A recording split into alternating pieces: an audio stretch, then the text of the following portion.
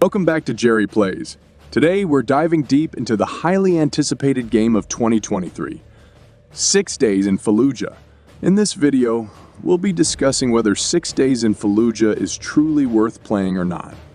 So without further ado, let's jump right in. Now, before we get started, I want to mention that 6 Days in Fallujah is currently in early access, so keep in mind that some aspects of the game might still be under development. That being said, let's talk about the gameplay. First off, I have to address a minor gripe. The FP's controller.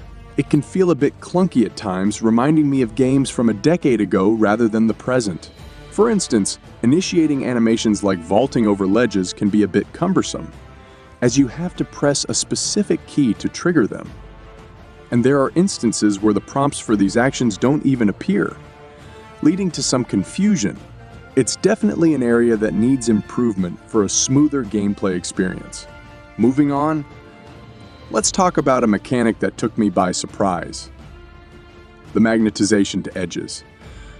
Now, we've seen similar mechanics in games like Battlefield and Medal of Honor, but 6 Days in Fallujah takes it to the extreme.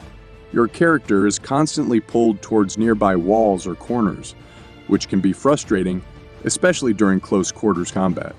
Personally, I'd prefer having full manual control over leaning using the keys I've selected, rather than this unintended magnetization. It's a small annoyance, but one that could definitely be addressed. Now, let's shift our focus to what sets this game apart. The difficulty. I have to say, 6 Days in Fallujah genuinely feels intense. It's a game that heavily relies on teamwork and punishes careless mistakes. The coordination and skill required to complete objectives, like infiltrating the HQ building and tearing down the flag amidst a relentless onslaught, is impressive. The chaos that unfolds within the buildings is mesmerizing, with gunfire kicking up dust, debris flying around, and characters and enemies shouting left and right. The immersive audio design truly heightens the experience, making you feel like you're right there in the heat of battle. It's reminiscent of games like Ready or Not and Tarkov when it comes to immersion. However, there's one concern I have when it comes to the missions. Due to content restrictions, we can only showcase one map and mission in this video. The procedural generation employed in the game can make the exterior maps feel somewhat repetitive.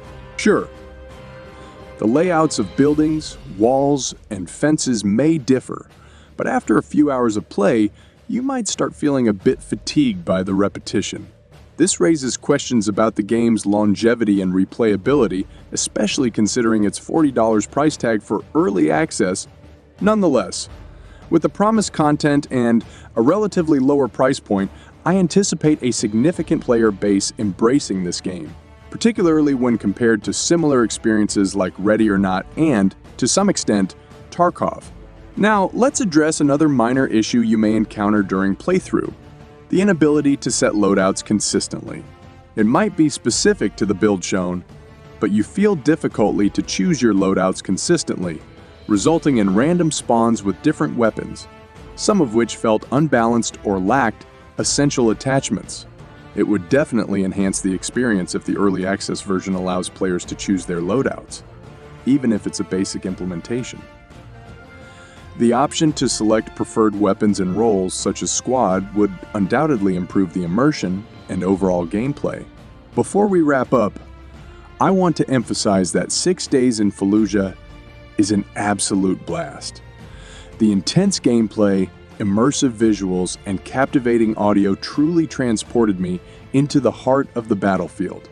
The developers have put significant effort into creating an engaging experience, and as the game progresses through early access, it has the potential to become a must-play title for all fans of immersive shooters.